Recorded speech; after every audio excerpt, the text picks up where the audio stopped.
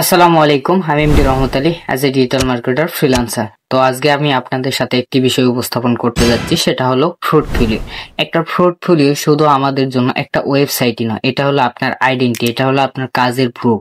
আপনি কতটা কাজ পারেন সেটা দেখানোর জন্য এটার গুরুত্ব অপরিসীম। আপনি যখন একজন ক্লায়েন্ট আপনি হান্ট করবেন, তখন একজন ক্লায়েন্ট আপনাকে বললো আপনি কি কাজ পারেন, তখন আপনি যখন বলবেন আমি গ্রাফিক ডিজাইন পারি, বা গ্রাফিক ডিজাইনের যে কোনো একটি ডিজাইন, যেমন হচ্ছে লোগো ডিজাইন, যেমন টি শার্ট ডিজাইন, এগুলো যখন আপনি বলবেন, অবশ্যই ক্লায়েন্ট কি করবে, আপনার থেকে একটা প্রুফ দেখতে যাবে। তো ওই প্রুফটা শুধু মুখে বললেই হবে না, ওটা আপনি কি করতে হবে, প্রপারলি দেখাইতে হবে, তাদেরকে বুঝাইতে হবে যে আমি এই কাজগুলো পারি।